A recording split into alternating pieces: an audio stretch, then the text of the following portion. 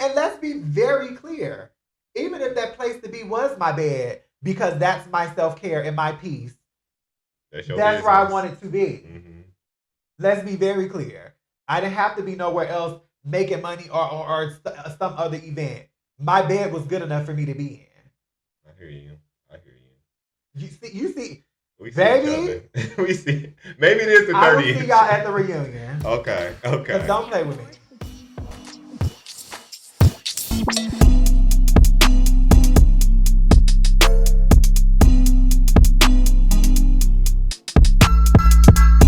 Welcome y'all to another episode of A Parlay Enough. Hey, I am your host, André Akeem.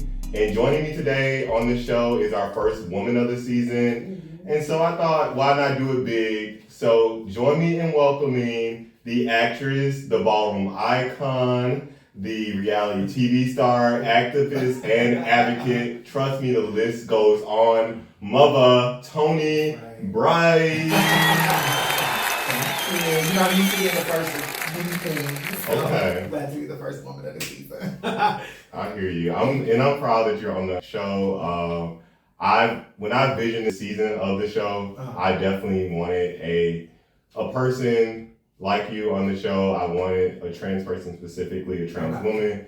And I don't know a lot of trans folks in my community, unfortunately, in my friendship group. But so I was like, Lord, just, provide the right person in general to come onto this show and let's have good conversation and dialogue, but just let it be the right fit. And I really believe you're the right fit for this. Well, thank you. I'm going to do what I can. Yeah. You're one of the stars also of Chasing Atlanta. Thank you. So I am. Grandma Toni. Not grandma. Don't let them do you like that. Do not let them do you like that. I thought you gotta play into it. Yeah. But I'm happy all you folks have been coming on this season. It's really given me into your world. I've watched Chasing here and there, but I've really clocked in this season, and it's been a good season to clock in. I agree. Yeah, how do you feel about it? I feel good. I feel like this is experiencing the show and also watching the show. I'm like, this is my favorite. I mean, granted, I've only been here 2 years, but this experience is like so much better than the last experience. So, I'm enjoying it. I think it's great. That's good to hear. And not because I'm on it, but just as a viewer, I think it's great. Yeah, and I agree with you 100%. And I wanted to be on time today because you like folks to be on time, as we've seen. So I made sure. I have a bad time. I had the snacks, I had everything going for you. I made sure we were prepared and ready today. But we're gonna get more into the show later. Usually with my guests, I like to do a warm-up game just to set the tensions, especially for me today because I am nervous. I feel like you're the biggest star I've had on the show so far. Got me a little nervous, but we're gonna start with this game. I played it with one of our previous guests. Okay. It's called Trolling or Eating. The point of the game is it's basically a Mythbusters game, and you clear up common misconceptions. Okay. And so, like I said, I want the perfect person on this show because there are a lot of common misconceptions, and you are a community health advocate, so I know you're pretty knowledgeable. And I think on this subject. So if it's a false misconception, you're gonna say trolling. And if it's a true statement, you'll say eating. So, you ready? Okay. All right. Okay. So the first statement is majority of trans folks regret their decision to transition. Are they trolling or eating with that comment? Trolling, 100% trolling. Okay, why Even so? the statistic of how many people that have transition is completely like low to none. The real thing is some people are influenced to transition for many reasons. Okay.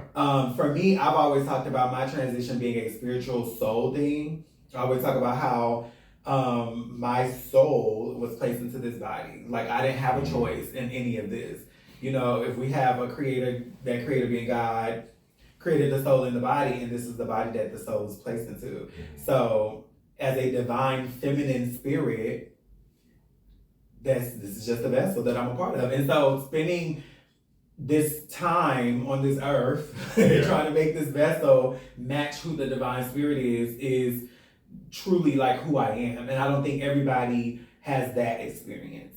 Okay, that's I think fair. some people probably do it for other reasons. Okay.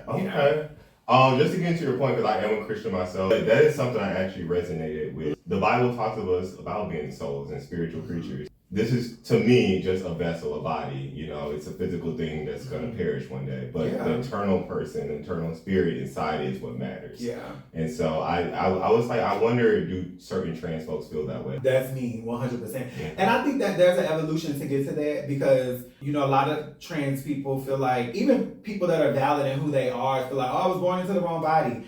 And I used to think that way too. And now I'm like, I don't believe that anymore. Because for me, and I only speak for me, if I have that mentality that says that trans people aren't valid, like who we are, we're not valid, we're mistakes. And I don't feel like I was a mistake. I'm exactly who I'm supposed to be in this lifetime. And I often reference the movie Soul. Yes. When I saw that, I cried because I was like, oh my God, you talk about a spirit being placed into the body. And I'm like, this divine feminine energy spirit was placed into this body that society says it shouldn't be in. And so it's like, to see that movie, it was just really affirming. So whenever I'm explaining this to people and they don't get it, I'm like, go watch Soul. Maybe you'll have a better understanding. So, that's for real. Yeah. Let's get into the next one. All trans people want a complete sex change. And I think you just spoke to that, but if you want to reiterate, is it trolling or eating? I think it's trolling. I think some trans people do feel validated in their woman or manhood by having genitals that they feel like the body should have because they may feel like they were born in the wrong body. And for the people that don't feel like they were born in the wrong body, they just might be okay with what their assigned genitals are. I don't think having genitals of the opposite sex, if you will, is everybody's goal. So, but even if you want it, I don't think anything is wrong with whether you want to do it or whether you don't. Obviously, any surgery comes with potential complications. So you would hope that after you go through all of that, it's going to work and function the way you would want it to, along with pleasure, because it's good to center your pleasure too. But for the people that don't want it, it's okay. It doesn't make you less of anything. Okay. And I used to have that thought. Before I started having sex, I used to have that thought where I have to get my sex changed. If I don't get my sex changed, then I'm less of a woman. And then I thought about it, I was like, wait. Something that's attached to my body makes me less of something when you have cis women out here that are attaching things to their body to still have sex in a certain way. So I'm like, does that make them less of a woman? Because they're attaching a strap or a dildo or whatever? Like, no. Yeah. It's just sex. Right. Like, enjoy it. Have fun with it. But that doesn't determine who I am as a person, as a woman. I believe that. I wanted to go back to something you just said. Okay. Because this may be new for me. Oh. You said some people, they struggle with when they do have a change or whatever, sex change, that they may not have experience pleasure afterwards. Is that a true thing? Yeah, I mean, a lot of times there's complications. Not everybody. Okay. Hopefully, if you've had a surgeon, one, a great surgeon, and two, following the steps that you have to take afterwards. But a lot of times there are complications. Some people lose. A lot of times the number one, and this isn't statistics, but this is more so what I know from lived experience. Right. Friends and whoever else that have had their bottom surgery. That loss of death is really one of the biggest things. Oh, wow. Yeah, because dilating is a daily thing, or multiple times a day thing. And if there's ever a moment where you slack or lag, that death goes with it. Okay. So, and there are certain things, such things as zero depth vaginas, but I don't know, that the people want. I mean, people do want that for sure, but some people don't. Okay. And so if that's not your intention to have that, then you have to make sure you stay on the regimen. And if you don't, it does come with those type of not side effects, but complications. The dilating regimen. Yeah, if you don't stay on that regimen, oh yes, you will lose depth. And then sometimes you have to go get a revision and gain some of it back through another surgery. So I just say, if you're going to get it, whether you're a trans woman, a trans man, non-binary person, get it, but just make sure you're doing what you need to do, because you didn't go through all of that to be the woman or man or person you felt like you're supposed to be, to not stick with the process. Right. Like, you have to stick with the process. It's a whole process. Yeah. So those are potential side effects trans folks worry about when doing the change. Losing depth, So losing that, sometimes people feel like the look of it isn't what they really want. They may have more or less of a labia majora minora. And it may not have a clitoral hood. It might be a little there's many things that it could be. That's why you want to do your research on your surgeon and make sure you complete your process or stay with your process for sure.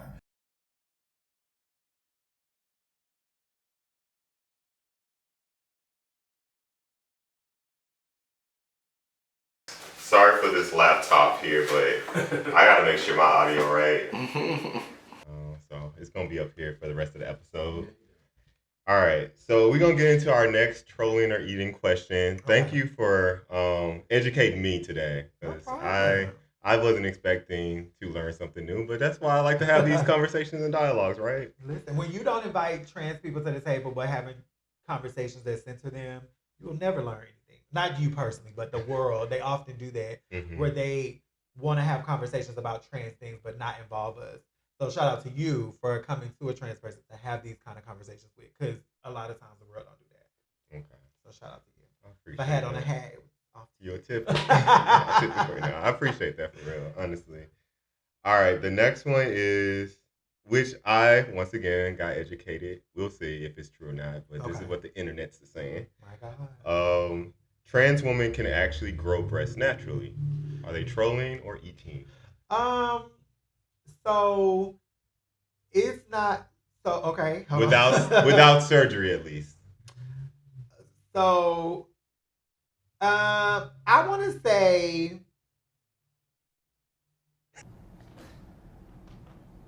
this. Be nice. I'm finding it. It take you that long to find it? It does. What? Oh my God, I don't know. It's trolling. I don't want to say it's trolling. Okay. But I also don't want to fully say it's eating because there has to be, if it's natural without any type of assistance through like a hormone, it has to be naturally a hormonal imbalance within you already before you have any surgery or before you ever take them on. There are literally people that are trans, whether trans man, trans woman, intersex people. A lot of times we don't talk about intersex people, but intersex people, there's like over 60 plus variations of intersex. Yeah. And I know people that naturally. I met one. Oh, you have? He was looking at me crazy. Oh. Our PA here today. But no, it was a woman, and she told me she's been able to grow facial hair her whole life, and she has a lot of masculine features, and she identifies as an intersex. So some people are, sometimes it's about, ambiguous genitalia is what it used to be called. They used to use the term hermaphrodite, all of that. But all of that to get to now the term intersex, so male, female, intersex. And there's over, I want to say, 60 plus variations of it. And so when you are an intersex person, you never know what your body is going to do. It could show up in many different ways. I know a person, he is intersex, but also identifies as a trans man and or mass person as well. Beard grew out naturally. Like, never had to take them on for that because it grew out naturally. So it's just, that's why I say it's not trolling, it's not fully eating, because if I'm not intersex, then you might need that hormonal HRT assistance to grow breasts, because you can fully grow breasts with the assistance of hormones without any surgery. So, and I know people who just simply have moan titties, as we call them. Okay. They haven't had surgery on their breasts. So yes, I would say it's semi-eating. Yeah, I would say semi-eating. Appetizing. Yeah, because there is some truth in that. Yeah, okay. It just depends on body biology. Okay, so you have to have it naturally in you, like you said. Yeah, just all just like hormones. Sometimes it's a chromosome thing if you're intersex. Sometimes if you're not intersex, and it's just a hormonal thing.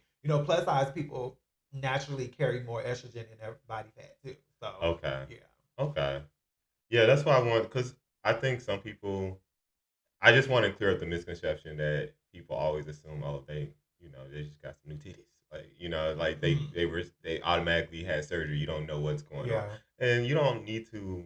I don't know. You don't need to invest that much on what someone did to their body in general as well. So. Just let the people. I know people that have both surgeries and natural hormone titties, like I said, that are bigger than mine. So, and I had surgery. Okay, moan titties. Okay. The next one is non-binary people are essentially bisexual people. Some people will call them the pro-max of bisexuals. You ever believe that to be true? No. No. I want to say trolling. You want to say trolling? Yeah. I've never heard that before. You never seen like a lot of people assume if you're non-binary you like it all basically, and you just don't know what you want. What? But wouldn't they be more pansexual? Yeah. I mean, most people, the straights, they're very just. But the idea of they don't know a lot of non-binary terminology. means you don't identify with the binary, right? That's what I understand it to Well, be. it's not fully you don't identify with it. It's either you don't identify with either, or you feel like you're everything. You D all the above, or you are F none of the above. Mm-hmm. And so, wait, D, E, F, E, none of the above. Okay. Okay. I just skipped the ladder. I went to college, I promise. So yeah, I think to be bisexual, that means you are identifying with some version of sex.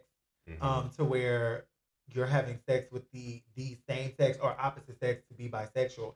But I think pansexual is probably more along the lines of you are having your attraction isn't based on sex or gender. You're just open, you're fluid in what you're attracted to. So I feel like based on the meaning behind non-binary, I wouldn't say bisexual. I would probably say, one, I don't know this to be true, period. Mm-hmm. But I would say that terminology wise, I would say if there had to be a term, I would say maybe pansexual. Okay. Yeah. I think also what we might need to break down as well is sex doesn't always have anything to do with your transition. Yeah, because some people will say, different. "Oh, you transition to be a girl just to still like girls, or you transition to be a boy just to still like boys." Because isn't Bruce or Caitlyn Jenner, they're still attracted to women? I don't know. Not that I'm following, but I remember when they first came out when Caitlyn transitioned. You're like, no, I'm still much very into women. Well, and the thing is, people don't know they don't know the difference between sex and gender. Right, there we go. And I feel like to dumb it down to like a very elementary level, sex is who you go to bed with, gender is who you go to bed as. There we go. And so like just to dumb it down, really simple. And maybe that is even a little difficult for people to understand. We're going to get more into that too. But shout out to the non-binary people. I do not speak for y'all because I'm not non-binary. So y'all define it for yourself. All right, so we don't know if it's trolling or eating on that one. Yeah, I don't know if it's trolling or eating because I really don't know. Yeah. I don't know. Okay. It's up to them. Like what you want. Whatever brings you pleasure.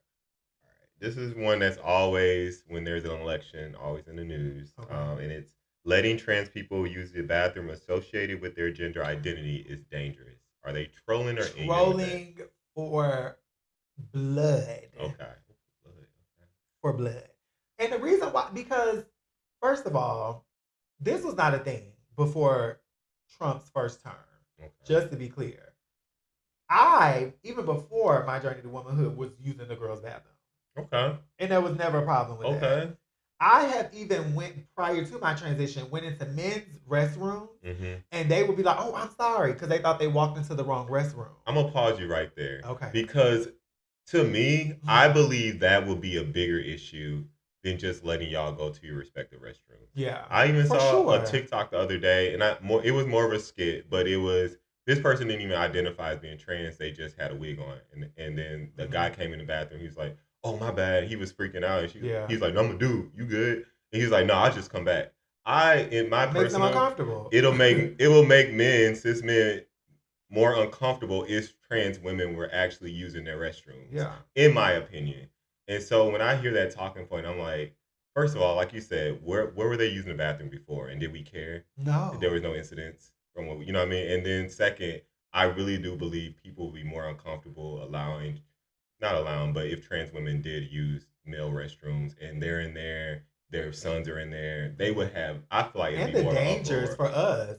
It might make y'all uncomfortable, but it's going to be dangerous for us. That's because what are you going to do? You're going to try to attack us because we're in the bathroom y'all allegedly want us to be in? But see, here's the thing. They try to attack what they perceive to be the most vulnerable, right? Mm-hmm. But I remember watching this news channel and they were talking about, trans women should use the restroom of their assigned Simon at birth. Then the lady shows the same man that says this, a picture of a trans man. And she says, "So would you want this person to go and be in the bathroom with your daughter?" And he froze because he was like, Yeah, because y'all are so hyper focused on us that y'all forget that there's other transgender is an umbrella term. Mm-hmm. Many things fall under it. It's just not trans women. So when they are attacking the trans community, they only think about us. But it's more of us out here that you have to consider. Like it's more of us out here that you have to consider. Mm-hmm. So if you want me in the bathroom with your little son and your husband, okay, but do you want this trans man in the bathroom with your wife and your little daughter? Mm-hmm. No, you don't want that. So just let us be. Let us go use the restroom. Mm-hmm. You go use the restroom, and everybody is fine. Right. It's not that big of a deal. Do you hear of any incidents? Like, you have any stats on there being incidents with the restroom situation in general? In terms of what? In what way? Just, as far as trans people? Yeah. Have you heard of any incidents, or do you have any knowledge? Because I couldn't find any stats or anything on myself. But. Well, not for trans people specifically, but there is a video that had went viral on social media of this white gay man. He said he was a white gay man, but he was dressed feminine. He had like a little makeup on, whatever. He didn't present trans by any means, or was a woman by any means. I don't like a dude with show your face, pearls on his eyes. Yeah, I don't like this in a men's bathroom. Showing your chest like a girl, dressed like a girl. But the other white man in the video was like, you shouldn't be in here. This is for men. So you have a problem with the gay feminine boy in the men's restroom. You think you're not gonna have a problem with the woman, the trans woman in the restroom? Please, y'all, they are making a mountain out of a molehill. Is that the phrase? That is the phrase. And it's really not even a thing. Y'all need to worry about all of these people that are being charged with child sex crimes. Okay, Epstein, the Duggars, that just came out. All these politicians, even the man in in Carolina when he was up for Reed the governor, watching trans porn and doing race play. Like, it's crazy. Yeah. But y'all want to focus on us, but what are y'all doing behind closed doors? Right. Worry about the people on your side of the aisle that are being charged with these crimes. Or worry about yourself in your house and what you're doing behind closed doors when you don't think people are watching. That part. Because the truth, shall come into the light. What's done in the dark shall come into the light. All right, another one that's a big talking point. Trans youth are allowed to make irreversible medical treatments. Are they trolling or eating with that information? So, I think what's considered when they say irreversible, are they only meaning sex change? Let's talk about that first. Okay. Then that's trolling. Okay. Because kids can't have surgeries, one. And then two, you can only have a surgery when you're about, I want to say maybe 16, 17 before you're considered an adult and can make your own decisions at 18. But even then you have to have a legal guardian, a parent or a legal guardian to sign off on that. And you have to have a physician that's also willing to do that. Okay. So kids are not having any surgeries, one, unless it's something medical where, it's life-threatening or whatever. They're not having these surgeries. So I'm just like, y'all, like, I remember so clearly when Dwayne Wade decided to affirm his child, Zaya Wade, the first thing I remember coming out was Boosie. Man, you gonna cut off his D, man. Why are y'all so overly? Why are you thinking about that on a child? That's your first thing to think about. I wasn't even. And then when he even said that, right? I was like, and before I even did my research, I was like, I know these parents aren't gonna do that. And what doctor, like you said, would even sign off on that? So I was like, this don't even sound right. People gotta use your brain for a quick second. Does it even sound logical? It's like, what? But you say that, Boosie, and then you go and say you let your son have sex with a sex worker at like 12 or 13 or something. And nobody's bothered by that. What? That's crazy. You're traumatizing your son for real. Like, correct. In reality. Because you want him to be a real NIGGA. Why? My God. But yeah, when I was doing the research for it, like I said, you confirmed that no child is getting a sex change. That's not happening. The most I've seen is one, parents are allowing them to dress how they identify. Maybe go by a different name to resonate with more who they are. And then the biggest, most, I guess, extreme thing I've seen is puberty blockers. Yeah. Can you explain that a little bit? So that's just hormones. It blocks out So if you are a person assigned male at birth, it'll block out the testosterone because it's so important to start puberty blockers when you're in puberty because you'll have a way smoother transition than if you wait until later and when puberty is over.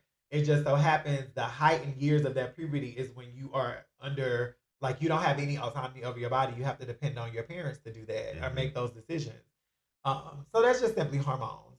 Puberty blockers, maybe not necessarily estrogen, but probably the puberty blockers, which will be called spirolactone. It's just something to block out the testosterone so it doesn't become the dominant hormone in your body. That's all. And then if you assist it with estrogen, you block the testosterone, then you replace your dominant hormone with estrogen by the assistance of gender or hormone replacement therapy.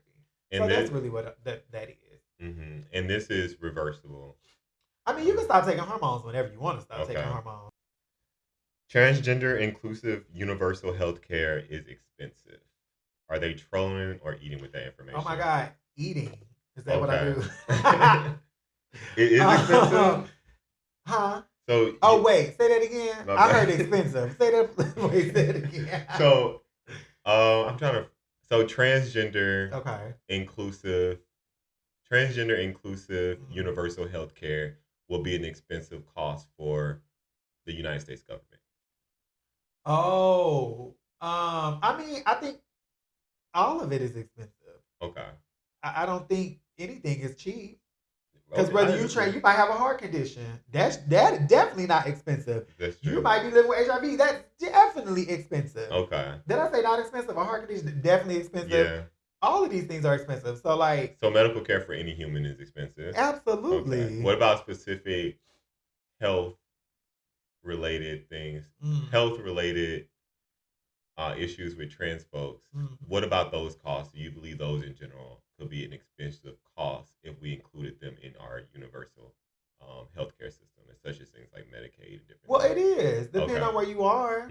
So for me, for example, I've worked, but I don't have my job's insurance because the insurance I got before I started working. Okay. And so I have Ambetter, which is Peach State Health, and so it's Medicaid for Georgia. My facial film was covered through that. Okay. You think I wanted to pay out of pocket for that? So. And that was almost $200,000 that they had to pay for it, right? Okay. So it's expensive. Yeah. Many things are going to be expensive, but it is covered in certain places. Like in New York, you get whatever you want for free. Okay. Places like LA or California, get whatever you want for free because they're blue states, more liberal. Yeah. And they want every human that's in their state to have whatever life experience they want to have because some people do feel healthcare is a human right, so it should be covered. Whatever it is you need should be covered. So I was grateful to have my surgery here because people used to say all the time, go to New York, use the New York address. And I was like, I feel like I'm frauding the government low key. Yeah. But because I, was reaching out and I found my surgeon and it all was covered. So I guess for some people, they feel as though why the government should foot the bill for these things for trans folks. And like you said, since it is expensive. So can we get some examples? So let's talk about how gender affirming care is not only for trans people.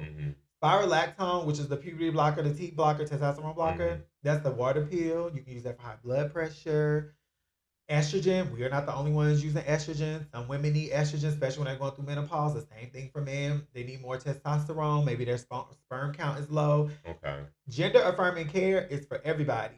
We're having surgeries, they maybe get our breast implants. Some people are reducing their breasts.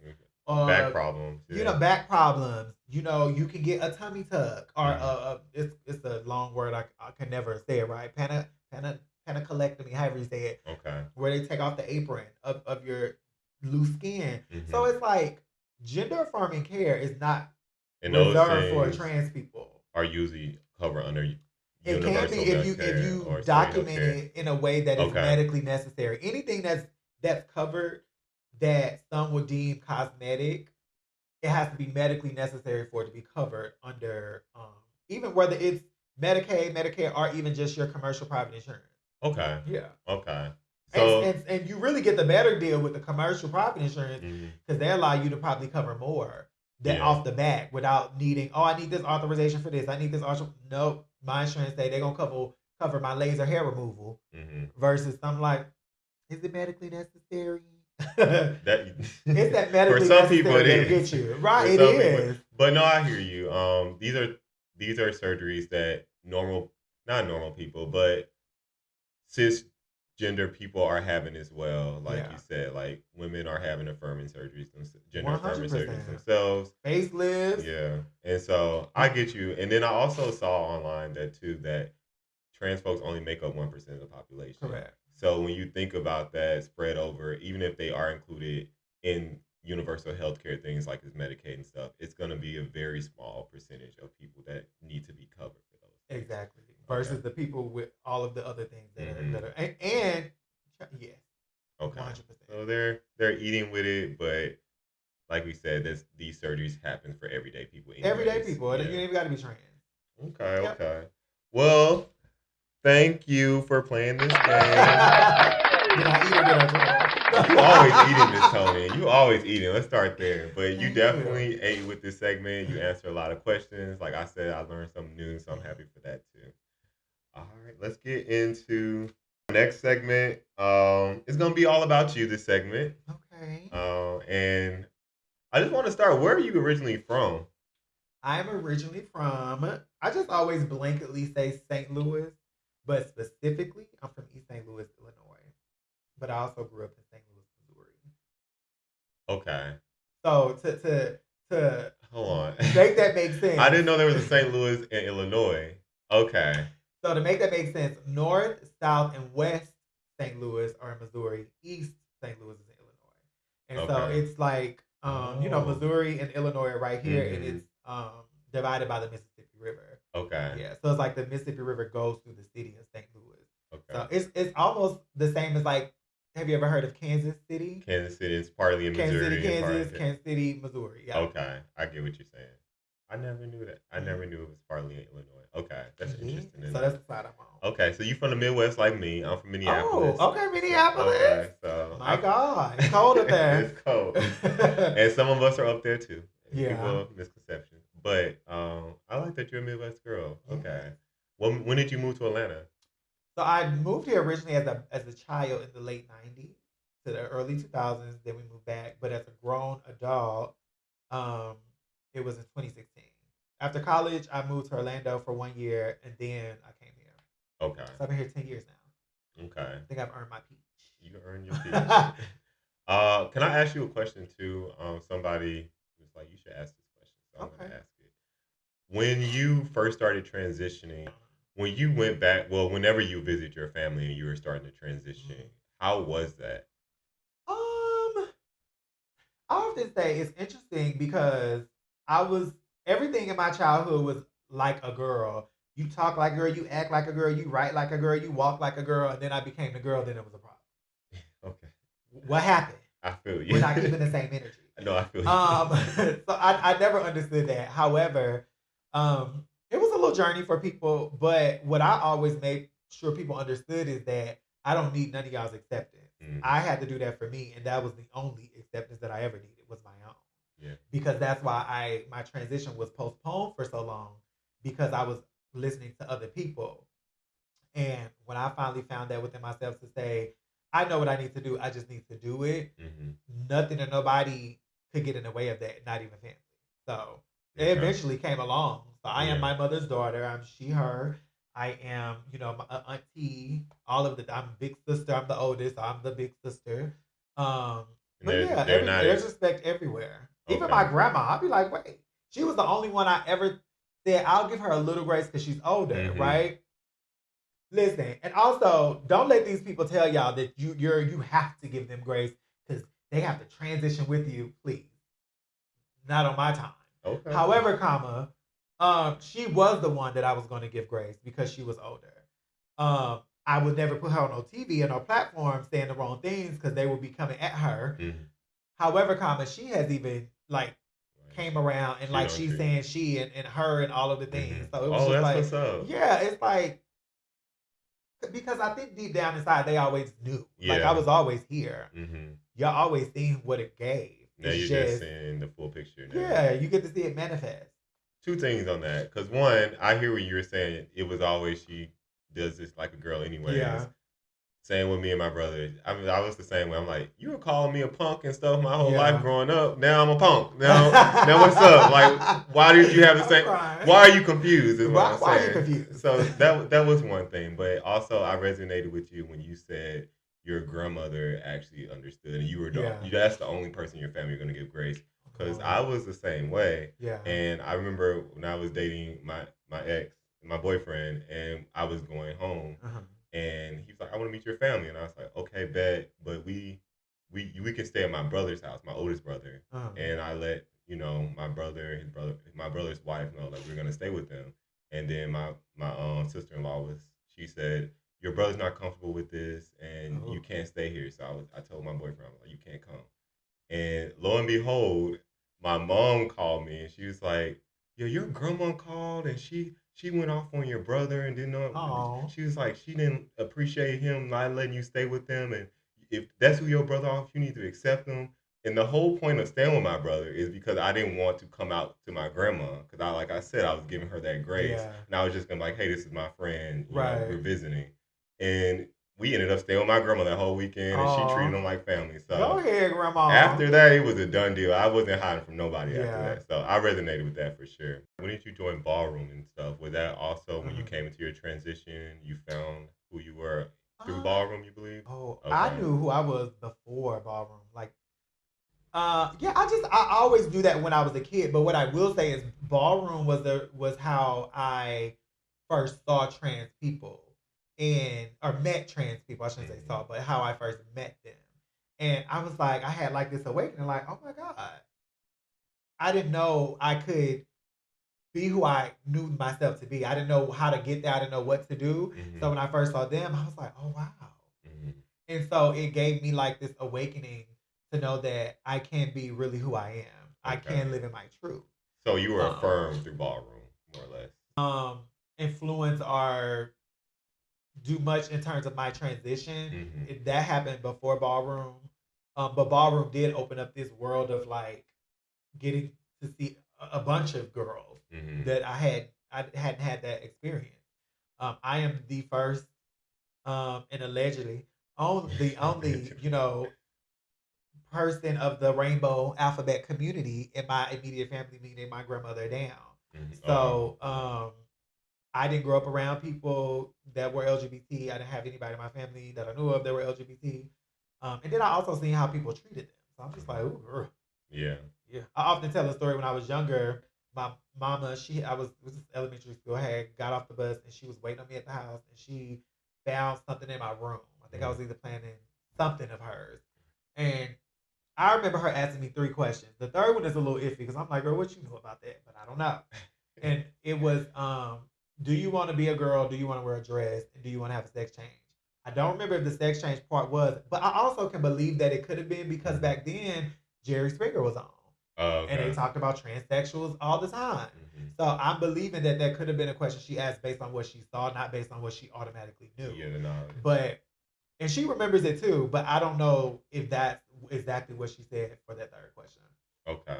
I mean, if it hit you, it must have been said, to be honest. Yeah, and that's what I'm like, I remember it that way. Am I crazy? Yeah, if it stuck with you. Yeah. All right, so we're going to shift back into ballroom then. Okay. The house you're a part of now, is that the first house you joined? No. So this is mainstream. Mm-hmm. I joined mainstream first. Oh, okay. And so interesting. The House of Legacy International was the first house I joined. The founders of that house had left a house that's still around to this day called the House of Con. They branched off and created their own. And so I joined in 2009, and I believe it closed around 2011 or 12. Okay. So when it closed, a bunch of them went back to the House of Con. And I was just like, oh my God, like, this is the only ballroom family I've had for these X amount of years. Like, I didn't really know how to just navigate and turn to another family. So yeah, that was my first house in 2009. Okay. And then now you're the mother of the Kiki house? I'm retired, but I will always be a mother. Okay. But I'm retired. I'll still show up and, judge of all, whatever, but I'm not going to walk. Okay, I got you. Unless they like, we need you for something big. Yeah. Other than that, no. Well, let me know when next time you grace the people with your walking. Well, I tried to last night. Oh, yeah. We got. If we had the time, I wanted to get into that tea too, but we're gonna keep it pushing. Okay. Do you think ballroom prepared you for the acting world?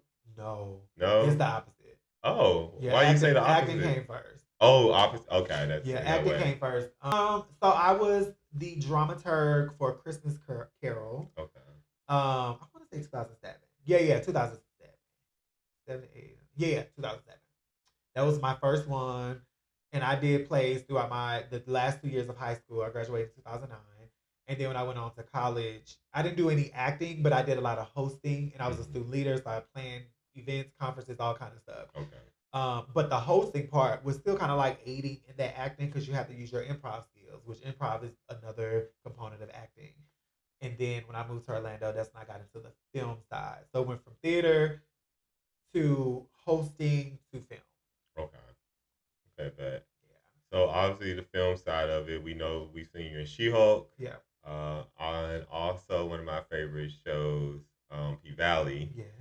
How was it working with people on P-Valley? Katori Hall, let's start there. How was it, being directed by her? First of all, I will always give Katori her flowers because when I first auditioned for that show, I auditioned for Uncle Clifford. A lot of people audition for Uncle Clifford, like of all genders, sexualities, everything. Mm-hmm. And I think, in my opinion, I always say, and it's just my little opinion, that I think they were trying to discover new talent. Because Nico, who plays Uncle Clifford, played Uncle Clifford when it was originally a stage play in 2009, 2008. Okay. And so he originated that character. But obviously I didn't get it. But when I circled back around, I did background on episode 4 of season 1. She came on set. We sat down, had a conversation, and she said, "Oh my God, I remember you. I'm so glad we had this conversation." Or she said, "Oh my God, I've been thinking about you." Mm-hmm. And so it just went from there. She created the role of Nineveh, and Nineveh has been there since season 1, 2, and now 3. Although we haven't seen it yet, it's coming this year. Is it coming? It is. All right, we've been waiting. They put it down stars and put it out there, so it better be coming. Okay, but yeah. I gotta go back and watch the whole series. Please do. I need those residuals. Give me my residuals. I love P-Valley. That was my show. She's great. Yeah. She's 100% great. So, now talking about television shows. Okay. Well, kind of we still talking about television shows, but we're going to talk about a show you were the main character on, main cast. Let's get into some Chasing tea. Chasing Atlanta. How do you feel about this season overall, I guess? So I have a deeper appreciation for this season than last season. I just feel like last season I was giving what I felt like I needed to give, at least in my brain, but I feel like it wasn't translating well because of all the drama. It was drowned out by the drama. Mm-hmm. And so for me, it didn't have the balance that this season has. Okay. There's a balance of chase and drama and personal, our group connection as well. So because of that balance, I just have had a better experience this season. That's good for sure. Okay. What do you think I want to ask you specifically a couple questions. I feel like they have been controversial conversations that developed on this show. Okay. All right. I wanted to get into something that Nova said to Noel Nix last episode. Okay. And she referred to him as Medea. But more to that, just to generalize the conversation, she was mentioning how she feels some type of way about, I guess, ambiguous folks or what? How would Noel identify? I guess let's start there. Well, from my knowledge, are they non-binary? I don't know. I don't remember if Noel is specifically non-binary or if Noel is just gender fluid in his expression. Okay. To where it doesn't matter if he wears a wig or makeup or none of that. It's just like I'm still a black gay man. Okay. So I don't know if it's that or if it's I am non-binary. I don't know. I don't know that we've specifically had that particular conversation. That's fair. At least not to my memory. So yeah, that's what I would say about Noel specifically. Do you feel as though people who are similar to him, do you think they give you a bad rap as trans folks because essentially they get to take the wig on and off and you live this every day? No. Okay. I don't have that mentality. like I was saying on the show, I was just trying to, give a little nuance or perspective to what Nova was saying, not agreeing or speaking for her, but the way the world works is, Black women are already at the bottom of the totem pole, period. And if you break it down even further, Black trans women, we're not even on the pole. We like if they're at the ground, we're under the dirt. And so, when they have this space in womanhood, they feel that it is my space. Don't call me sis. I'm just a woman. I'm not a cis woman. All of these things, like they feel like we're coming into some of them, not all, feel like we're coming into their space to take up too much space. Okay. So now we're already having that battle with some cis women. Now you have non-binary people who their presentation is whatever they want it to be, right? And so you have trans people like, no, because y'all not this, y'all are not under the trans umbrella, y'all are something different, because they feel like y'all are representing us in a way that we don't want to be represented. And it's just like everybody's fighting for space. When really just show up in the world. Now, granted, that's a simple mindset, but it is easier said than done. Right. But I don't look at it that way. Be who you are. Let them be who they are. Respect each other. Literally just respect. Every Black person don't represent me. Every trans person don't represent me. There's some Republican trans people in the world. Oh, interesting. Hello, Caitlyn. Oh, that's valid. All of the people, you know what I'm saying? Like, we're trans. We share the same identity-ish, but that don't mean you represent me in what I say. We all are monolith. Yeah, we're not a monolith. We all have our individual experiences. And so that's how I see it. I don't think nobody represents me. If you want to, in your expression, have a wig on one day and not have it on the other day, that's fine. Because so I do too. Some days I go out with no wig and a hat over my wig cap. Okay. It's all good. Yeah. But that doesn't mean that my gender comes off. That's fair. Too. I am who I am at all times. And that's their expression. You are who you are. And that's your expression. Okay. That's fair. Yeah, that's fair.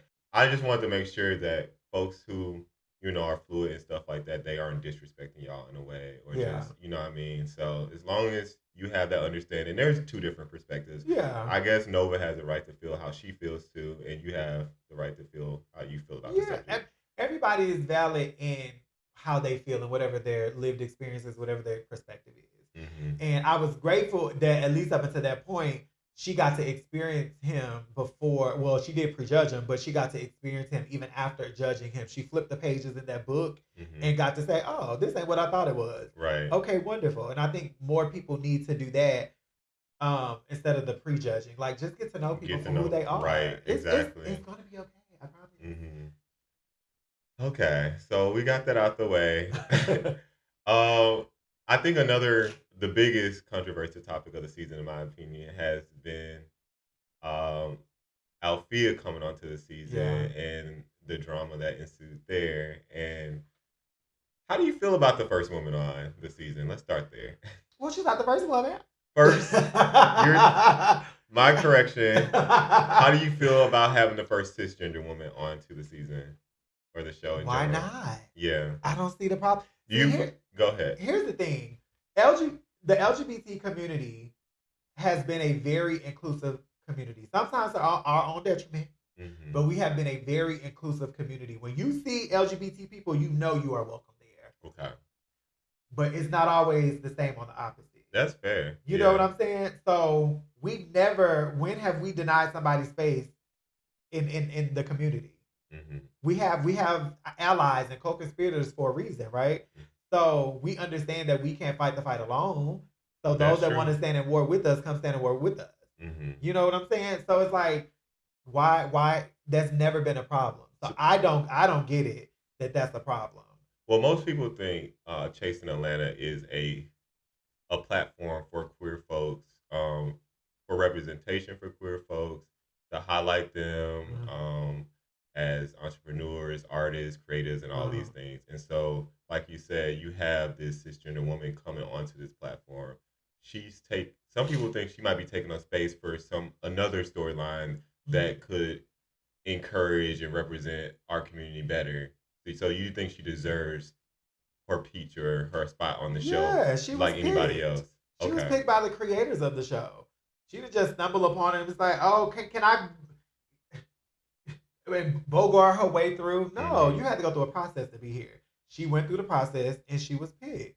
So she deserves to be here just like anybody else. She has a chase, just like majority of the other people. Notice I said majority. So the point of the show is to chase your dream. Yeah, it's chasing Atlanta, not queers chasing Atlanta. What was that? The chasing queers of Atlanta. No, it's not that. It's chasing Atlanta. Okay. Now, don't get me wrong. It's important to elevate and center LGBT people in spaces, 100%. Yeah. However, again, we've always been an inclusive community. Because then they're going to say, well, let's say Love and Hip Hop, for example. Oh, that's all you ever seen was, cis hetero people on that show. Now they got, the Zills and the Saucy Santanas, and City Star has been on New York. You know what I'm saying? So it's like, even they have opened up to a degree of allowing trans, or not just trans, but LGBT people on their platforms. So even though, evolution sometimes takes a little longer than we want it to take, it's happening. It happens. Yeah. It happens it happened in Love and Hip Hop world. It happened in Real Housewives with Carmen Carrera in Miami. It happens. Oh, that's true. Yeah, Miami. Yeah. It happens. It's happening now. Okay. With chasing. It's just the reverse. Right. And it's okay. Now, do you think she needs to be more supportive of the certain events y'all are going to? Like, she also needs to include herself in the things you guys are doing, because a lot of people are saying she's not showing up at LGBTQ events and different things like that. Do you think it could be more of that from her to show she's supportive, she's an ally? I feel like every group scene that at least in my memory that I'm having right now, she's been at. So I don't know. I think their issue was, from watching the mid-season trailer, whatever, was more about her bringing her friend with her, as if she wasn't comfortable coming by herself. Oh, okay. As if she wasn't okay with being in the space by herself. But every time you see her, not every time, but some of those times you see her friend with her, and I'm just like, we ain't gonna do nothing. Her friend, she may not be of the community, but her friend is, as she said, she was on the show. Oh, her friend okay. is. So it's like, it's just people making it too deep. Okay. People making it too deep. And also, the demographics of who watch this show, Black cis women are heavily in the viewers. When I've been recognized in public, it's always been Black cis women. So it's fair that they get some representation on the show. If they're the same way we consume their stuff, we want to see ourselves on their platforms. That part. Now, granted, it is a little different because y'all have that privilege. Y'all always had that. Mm-hmm. Not always, it's evolved. However, but being a cis hetero person, in reality TV taking world. race out of it, y'all in general have had that level of privilege in that space. We have not. Right. We haven't. It's always been, quote unquote, an accessory to somebody. But you haven't been able to take one of those main seats and have your moment. And so it's evolving. It's evolving. Okay. Last question on this whole Nova and Althea thing. Do you believe there should have been more support for Althea, especially when it comes to the baby daddy gate situation? More support, like, and what? When I watched it, and I don't want to put my opinion too much into it, I just felt as though, like, a lot of people ran to the aid of Nova, and I get where don't get where I'm coming from. Y'all about to jump me, bro. Okay, they're not gonna jump you. No, they might agree with you actually. That's the general. When you look at their YouTube comments, baby, they are Team Althea to the end. I get what Nova is saying, that she made that comment about her womanhood and this and that, and I don't want to disregard that, but in a way I felt like it was a reach to drag it to the pits of hell by exposing that information with her baby daddy being gay for pay, without Althea being able to do that.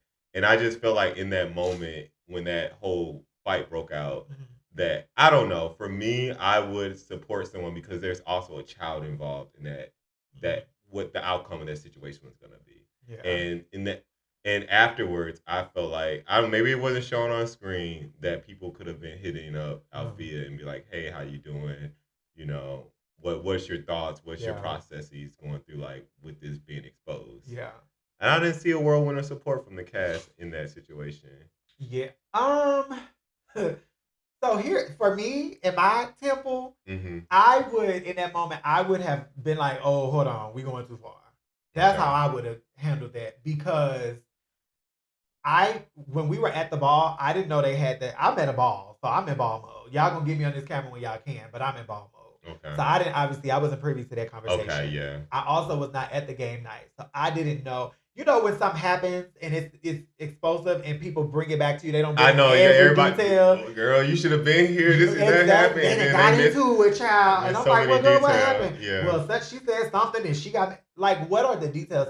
I really didn't have the details of the details until that lemon squeeze to know everything that was said. And even still watching the show back. Because I'm like, oh, okay. So I probably would have spoke up more had I been there to experience, to see what it was. Because in my opinion, I don't think what she said, Althea, was that deep. Like saying, I personally don't either. Because, okay, so we talk about BV. Okay, wonderful. When she said, yeah, you know, it's something that ladies get. In my opinion, I think that was her way of saying that's something that people assigned female get. But without trying to like bring about division or be transphobic in what she said. She what she said was wrong, but we also have to look at the intent.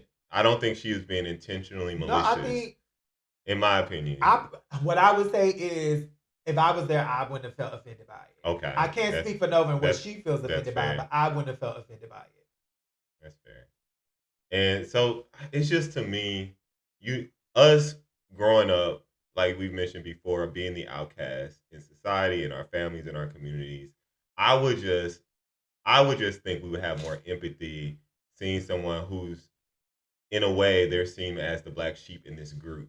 And when you feel like you're an outcast in certain situations and communities, you feel like when people are coming at you, it's so much harsher. You know what I mean? And it's like everybody's beating up on me and I can't do anything right, or something's wrong. Like, I can see that being 10 times harder when you don't feel included in the group. And now, I don't know, I just feel a sense of like, oh, she's not coming around, she's uncomfortable. I feel like a lot of people are dogpiling on her, when I'm like, let's take a step back to how it was when we were in certain communities. We weren't afforded these spaces where everybody looked like us or resonated with us. So that's all I'm kind of saying to it. And I think people probably, maybe, I don't know, maybe they didn't get how deep that stung for her. Yes, in a moment you're upset, so they about to fight and but I don't think they probably realized how deep that stung for them. I think they're thinking, we're filming a TV show, you said something that's triggering, things are getting exciting. And it's like, yes, things can be exciting, but certain things can be real triggers for people and like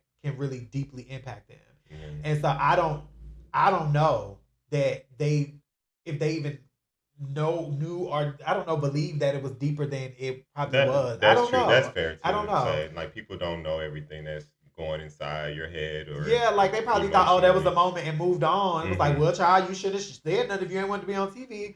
And it's like, I hear that, but I don't align with that, because if it's something you don't want to be said, that's not my story to tell. So that's not. I have a theory, and my theory was, I think if Nova was gonna pick her next victim, hey little sister, after me, I thought it would have been more interesting for her and Noelle to go at it, because of how she felt about Noelle without telling him into the lemon squeeze. And now I'm seeing in the comments that they going at it after they put the lemon squeeze post out. So I thought that would have probably been more interesting. Her lane to go into. Yeah, because now what's happening is making it like, you know, trans women are jealous of cis women. We don't get along and they want to be us, but they don't. And I just be like, and those comments I ignore, because I can't. I'll be fussing with people all day. All day. I can't. Let people be them. I just can't. People. Yeah. All right, last thing. I saw you make a post and you said you can't wait to the reunion. You got some receipts. So who you can't wait to address at the reunion? If you don't mind me. Okay. Quentin? Okay. Yeah. What is it, because of the lateness? That's just that. Here's the thing. I didn't have a problem with him until we go on our cash trip. Just to be very clear. Okay, so we can stop if you want to. No, I'm not going to say what happened because we will see that. Okay. But my issues with him didn't happen until then.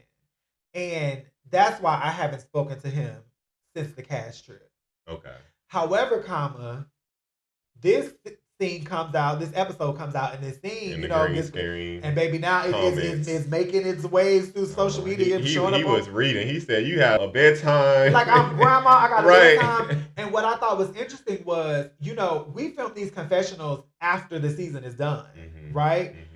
What you do in your confessional should represent the tone of the scene that you're having. It was not giving the same energy. It was two different things. And you I gave like confessional gangster here, he really and you did. gave very, I would like to apologize. I had a lot going on. I had to style people and keep that in keep that same energy. I wasn't grandma at the lemon squeeze. Mm-hmm.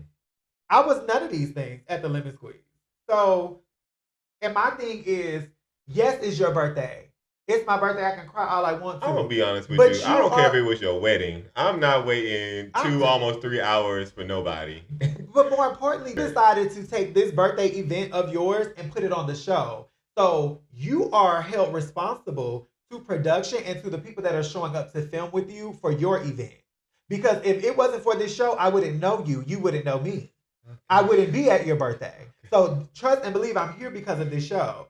So if production tell me to be here at between 5:45 and 6 o'clock, and you out of your own mouth have told us, which Noelle confirmed on his after show, that if we're not there by 6:15, you won't be getting in.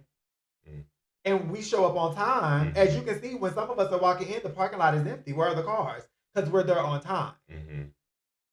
Yeah. Like, don't play with me. I don't care that you being late to your birthday. That's something different. But you have to show respect to the production. Mm-hmm. You have to. Yeah. And now you giving all of the venue was my family person. They went to jail 2 days before, and I don't know what happened to the food. Ask the venue. You are taking zero accountability, and that's my problem with how this is playing out. Is that you're not taking accountability. I agree with that. Just say I'm sorry I was late. Keep it pushing. They on their phone like, well, we don't know where Q at. You didn't even tell your elite where you were at. Yeah. Or why you were not there on time. And then I wasn't the only one that left and had something to say. Why is it just my good friend Dominique left? Yeah. Nova Lace was lifting, she left. Noelle said, well, dang, I had time to put on my wig. Why is there a hyper focus on me? Because I value my time and I'm not sitting around and waiting for somebody for 2 and 3 hours? Not doing it. I don't give if it's your birthday or not. Happy birthday. And like I said, congratulations, happy birthday. However, not doing that. Please. I'm too old for that. Oh, wow. So welcome to the 30s, Q. Lackluster, non-accountable, lack of response, that don't work in your 30s. Because, yeah. On that note, let's take a break. I'll let you cool off.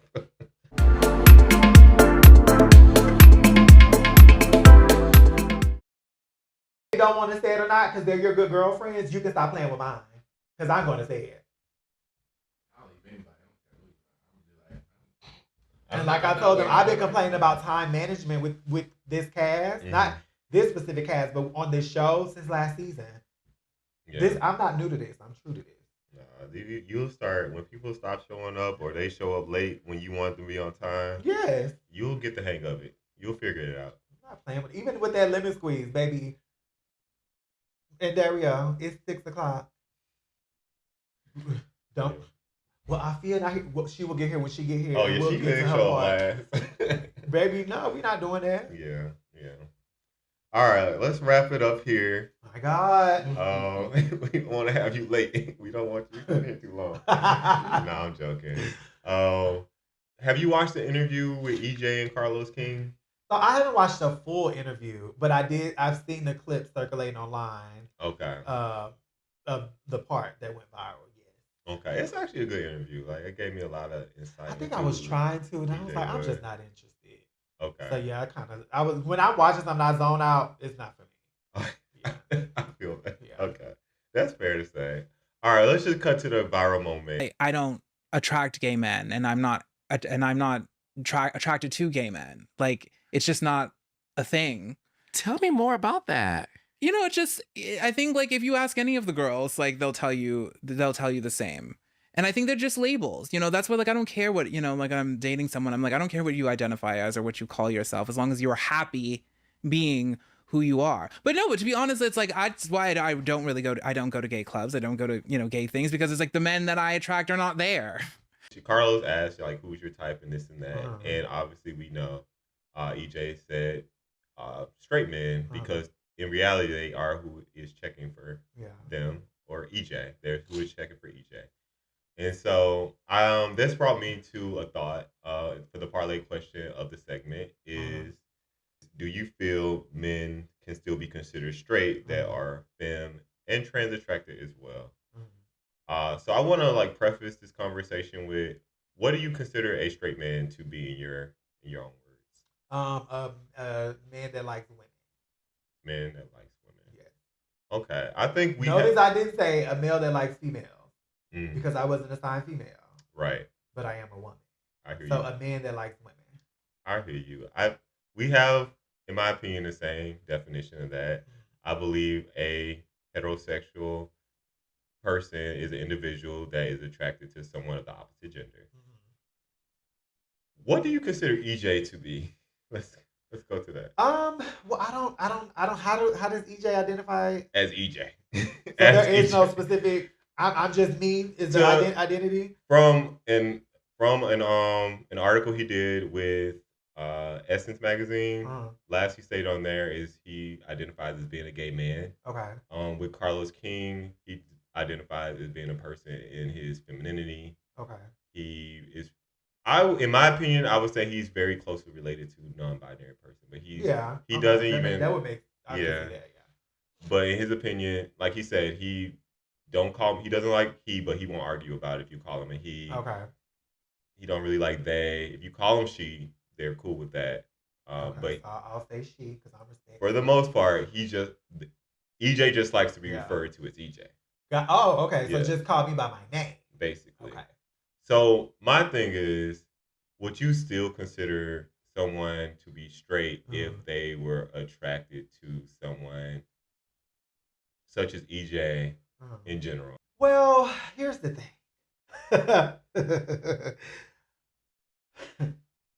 I am not a straight man. Okay. and honestly speaking, I do feel like there have been men that I have even talked to and entertained that are like, I like anything feminine. And they still identify as straight. My bad. Let's pause on this. Okay. Before we get into that too much, can you break down gender and sex? Because I think a lot of people need to understand that. Because we both agree that the definition of a straight person, for the most part, is someone attracted to the opposite gender. Yes. So what does gender mean, and then what does sex mean? So sex is what we consider to be biological, what you were assigned at birth. So that's male, female, or intersex. Gender is that social construct that we've created to say you are either a woman or a man. And really on that spectrum, it's two things. That's it. That's why non-binary people exist, because that binary is just like, so that would be the difference. Like what you were assigned at birth is what would be considered your sex, and then how you live your life and how you identify on the gender spectrum of man and or woman is what gender is. And if you could be non-binary, be gender non-conforming, all of the things, but I guess that would be the easiest definition of the two. Okay. Yeah. So based on that term, if someone was attracted to EJ, yes, would you consider them to be, if they were romantically attracted to him or sexually attracted to EJ, would you consider them to be a straight person? So, in my opinion, and I'm not saying this because people always think I'm an advocate. I am an advocate, not think I'm an advocate, but think I'm politically correct because of I'm an advocate. I genuinely do not invest my time and my thought process in what somebody identifies themselves as. Based on who they like. I just don't. And the reason, and you know why I do this, because I have to take into account for myself and how people look at me. People don't think men are straight, they're like me. So who am I to go say, well, he ain't straight for liking EJ? I'm just kind of like in a position of like, be you, like what you like. If you're straight identified, be straight. If you're queer, not queer, if you are bi or pan, be that. Yeah. And live your life. Like this, when I say that's genuinely how I feel, I'm not putting all of my energy into what's considered straight and all of the things, because somebody is gonna have a different of opinion anyway. I hear you there. Do you think women who are dealing with cis men are owed a clear definition of what's straight? Women who are dealing with cis men that consider themselves to be a heterosexual woman. When you say, like, in terms of who they're attracted to, who they entertain? Yeah. Do you think they're owed a clear definition for guys they entertain as far as, like, their sexual orientation? I mean, if you ask. Okay. If I'm attracted to you, I don't know that I'm going up and say, I am straight. Are you know, I'm Toni and I'm straight. That's fair. You know what I'm saying? We like each other. Yeah. Like, so why we can't like each other? And let it be that. I guess for... The guardrails is sometimes too much. You missed out on probably some good things because of the labels and the guardrails. Yeah. And don't get me, I'm not why do we have labels, girl? I believe in labels. Hell, labels get you scholarships in college. Let's be clear. Yeah.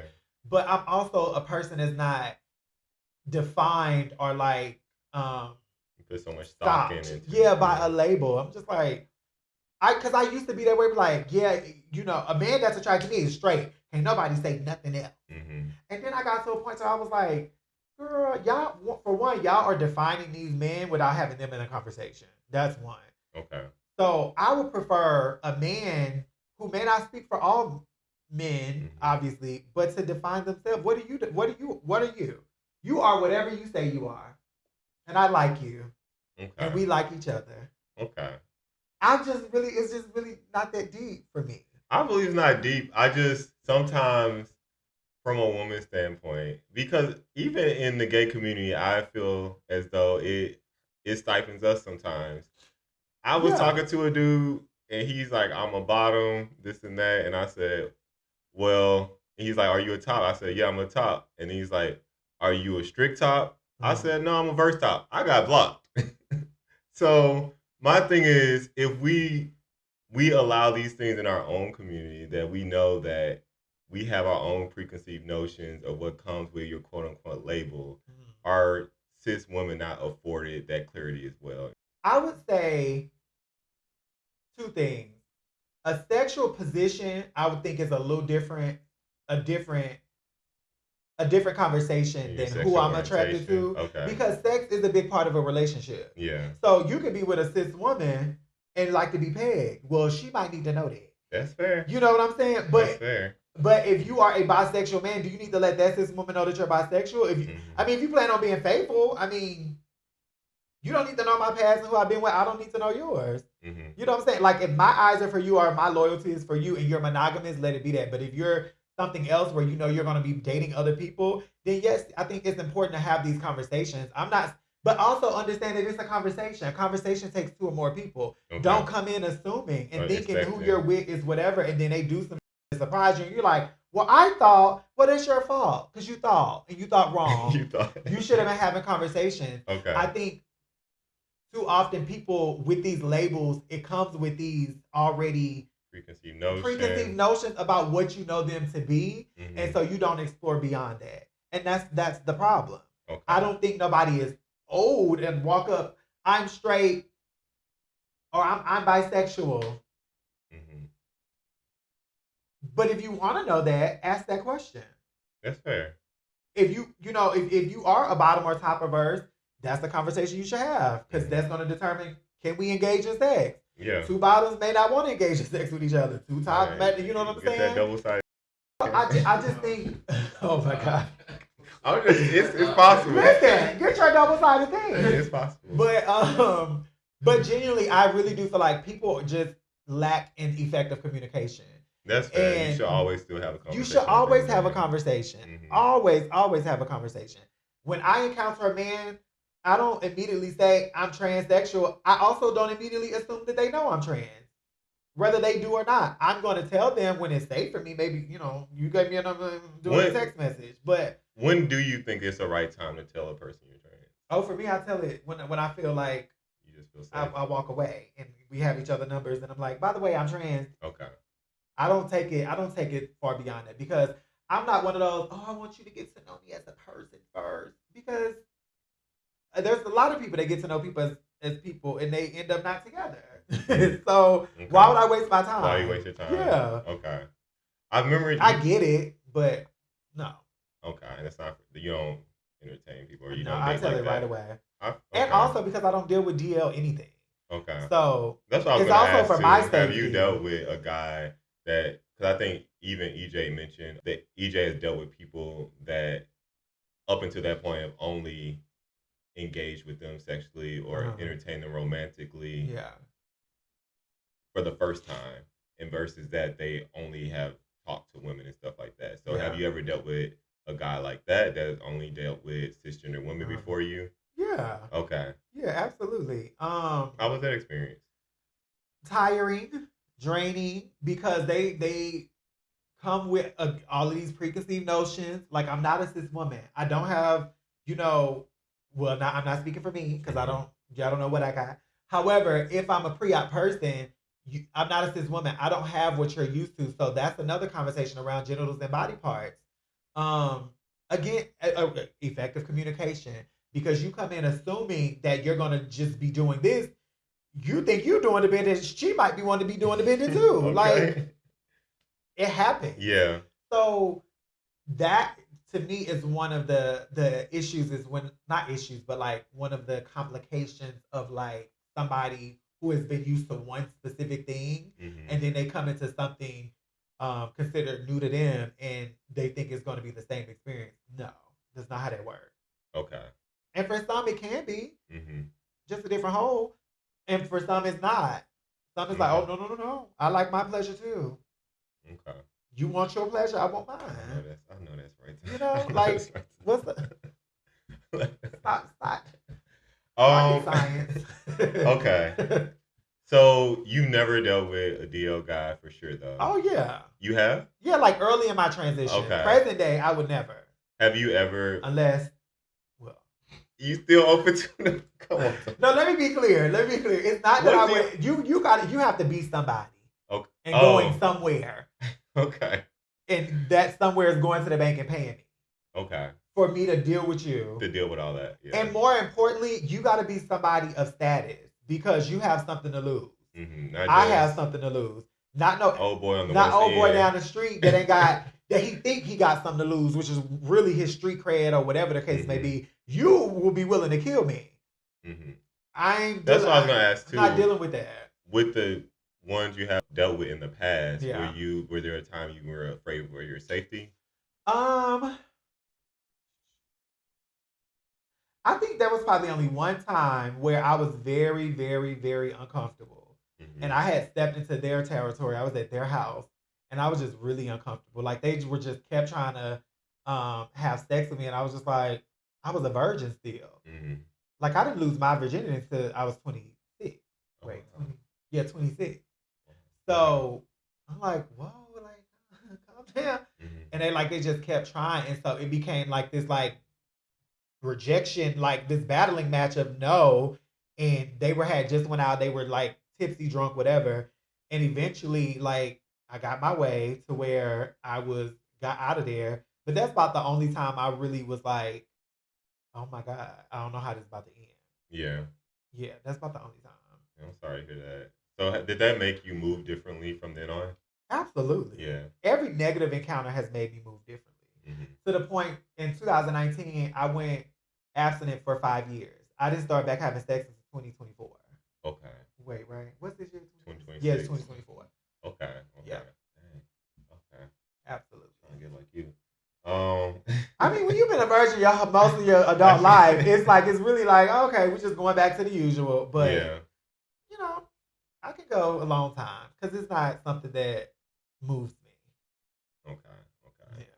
So do you feel like EJ feels that you get more attention in straight spaces versus queer spaces from guys? Yeah. Okay. That's why I don't go out. Mm-hmm. And yeah. How is that? Like, are they open when they? I don't even try to explore it. Honestly, so straight spaces to me are spaces like the gas station. Oh. Because I ain't going to nobody's club. That's just not happening. Okay, yeah. I'm not doing that. I mean, college obviously was predominantly all of those spaces because it's college. Mm-hmm. But as I told my story earlier, some of these people don't know that I'm not in that at that time what they think I am. So I need to like be careful. Mm-hmm. And so yeah, it's more so like in public spaces. It's never clubs and lounges and things of that nature. It's like where I'm out and about. I'm at the grocery store. I'm at the the gas station, stuff like that, where I'm just kind of like, ooh, this is so uncomfortable. Stop looking at me. Baby, I done had full on sign language conversations because I don't want them to hear my voice because I know it's going to clock me. And I'm like, ooh, child, I don't know. So, what is it like during that space where guys may be assuming like you're a cisgender woman, and then the time they clock you, like how do you see the shift in them when that happens? It turns sexual.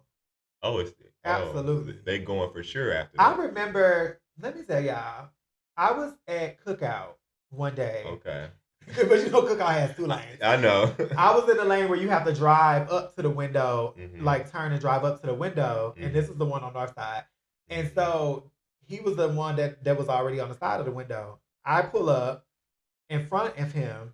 He pulls up next to me. He lets his window say, "What's your name?" I said, "Toni." Toni. He was like, "I want to take you out to your favorite restaurant." He was like, "Take my number." I said, "Okay." I got his number. I go to the house and I'm like, I'm texting. I'm like, "I just want to let you know I'm trans." He was like, "Oh, well, maybe you can come over sometime." No. So first you wanted to take me out to my favorite restaurant, and now it's come to the privacy of your home where can't nobody see us out and about. So that's more of what it is. Yeah, it's always like that. That's very intriguing. It's always like that. And I'm not a girl that you're going to hide. Right. Like, you're just not going to do that. So would you say from what you dealt with, a lot of straight guys, they are getting with trans women, but sometimes it turns to be a hitting situation once they find that out. But because I was looking at these stats and they were saying like 85% of cisgender men wouldn't consider dating a trans woman. But I hear a lot of stories where that's not the case. It's just more publicly that'd be the issue. Well, see, here's the thing with language. That might be true in terms of dating us. Okay. But they will us. I didn't want to say that. I'm sorry. Can I go? No, you're good. I didn't want to say us like that, in a heartbeat, but they're not going to date us and take us out and court us and make us their girlfriends and wives and all of the things.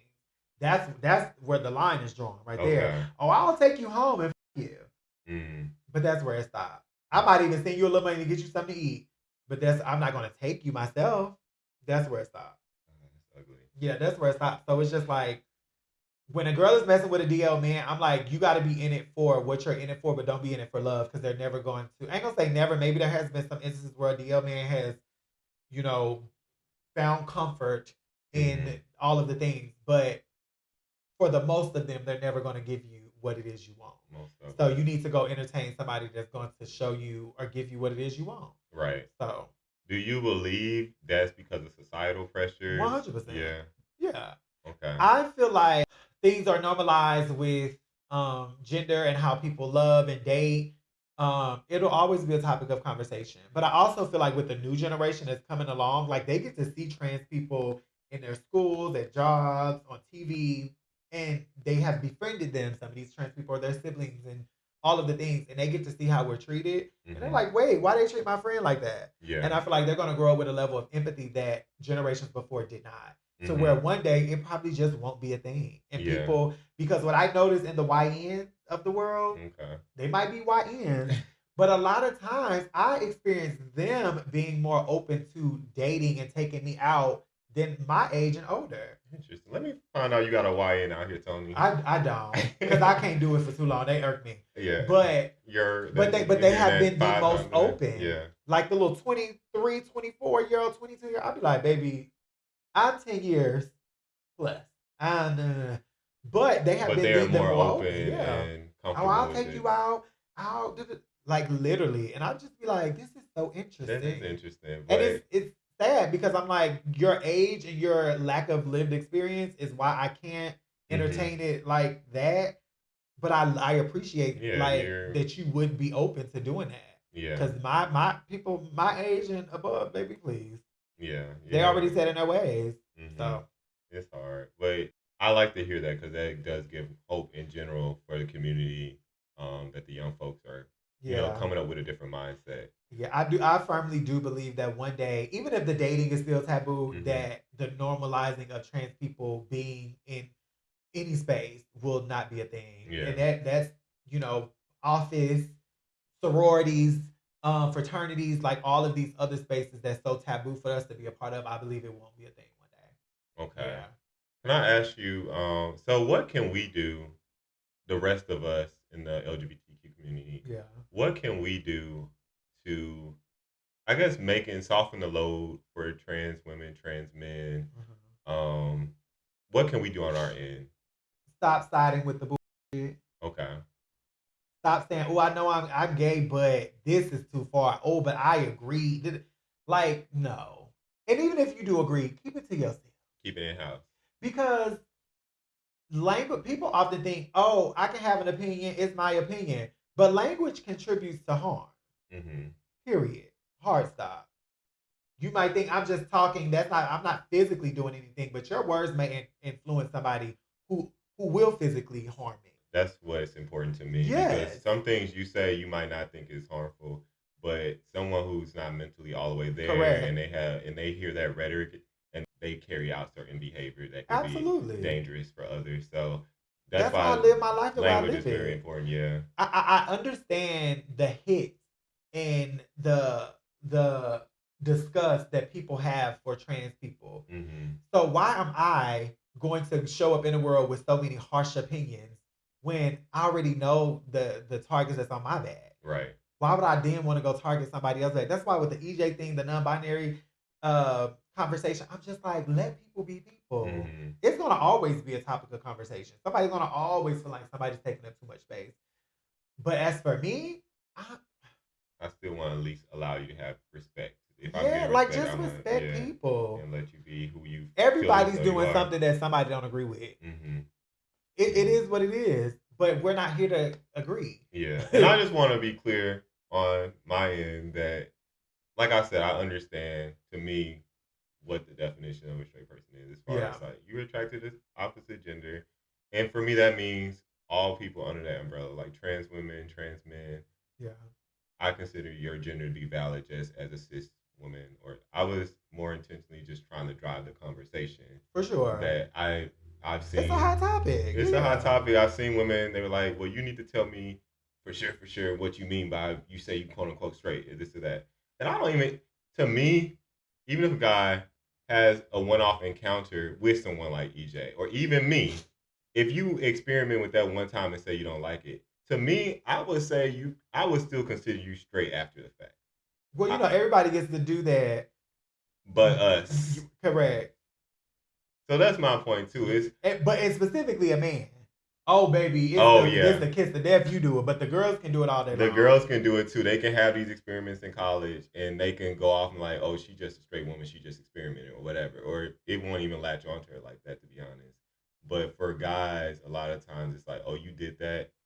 Sometimes now people are at least giving you the grace of being bisexual, but now it's like, oh, he just gay.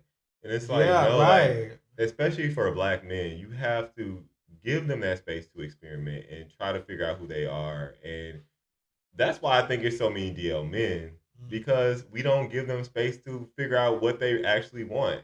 And now they're doing things undercover and behind your back, and they can't fully express what straight means to them. Like you said, they can't have those conversations up front to you because you're going to prejudge them and you're going to make it out to be something more than it is. Yeah.